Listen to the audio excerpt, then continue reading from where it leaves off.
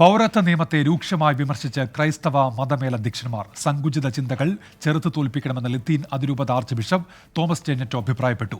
ഒരു പൗരനെങ്കിലും ഭയപ്പെട്ട് ജീവിക്കുകയാണെങ്കിൽ അത് രാജ്യത്തിന്റെ പരാജയമെന്ന് ചങ്ങനാശ്ശേരി അതിരൂപത സഹായമെത്രാൻ മാർ തോമസ് തറയിൽ വിമർശിച്ചു. എന്നാൽ CAA പ്രചാരണായുധമാക്കിയാൽ തിരിച്ചടിയുണ്ടാകുമെന്ന് BJP സംസ്ഥാന അധ്യക്ഷൻ കെ സുരേന്ദ്രൻ പറഞ്ഞു. മണിപ്പൂരിലും ഉത്തരേന്ത്യയിലും ക്രൈസ്തവർക്ക് നേരെ നടക്കുന്നത് ക്രൂരമായ അതിക്രമങ്ങളെന്ന് ഡോക്ടർ തോമസ് ജെനെറ്റോയുടെ വിമർശനം.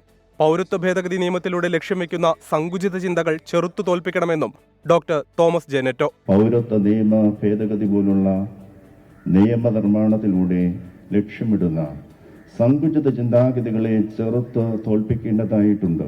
പണം കൊണ്ട് വിജയം നേടാൻ നടത്തുന്ന ശ്രമം ആത്മപരിശോധനയ്ക്ക് വിധേയമാക്കേണ്ടതാണെന്ന് സിറോ മലബാർ സഭ major archbishop Mar Raphael തട്ടിൽ.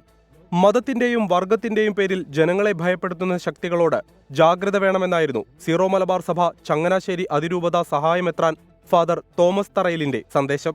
ഭയത്തോടുകൂടി ഒരു മനുഷ്യനെങ്കിലും, ഒരുപക്ഷെ ഒരു രാജ്യത്തിലെ ഏറ്റവും ദുർബലനായ ഒരു മനുഷ്യനെങ്കിലും ഭയപ്പെട്ടാണ് ജീവിക്കുന്നതെങ്കിൽ അത് ആ രാജ്യത്തിന്റെ മുഴുവൻ പരാജയമായിട്ട് കരുതുവാൻ നമുക്ക് സാധിക്കണം.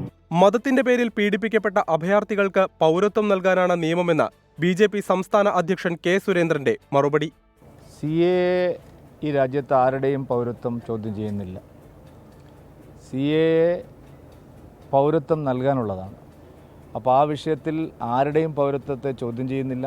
മണിപ്പൂർ വിഷയത്തിൽ ക്രൈസ്തവ മതമേലധ്യക്ഷരുടെ വിമർശനം തള്ളി കേന്ദ്ര സഹമന്ത്രി V മുരളീധരനും രംഗത്തെത്തി. ഈ വിഷയത്തെ സംബന്ധിച്ച് ക്രൈസ്തവ സഭയുടെ നേതൃത്വം തന്നെ വളരെ വ്യക്തമായിട്ട് നേരത്തെ പറഞ്ഞിട്ടുണ്ട്. ഇതൊരു മതപരമായിട്ടുള്ള പ്രശ്നമല്ല, ഇതൊരു വംശീയമായിട്ടുള്ള പ്രശ്നമാണ്. വിവിധ ബ്യൂറോകൾക്കൊപ്പം 24 തിരുവനന്തപുരം.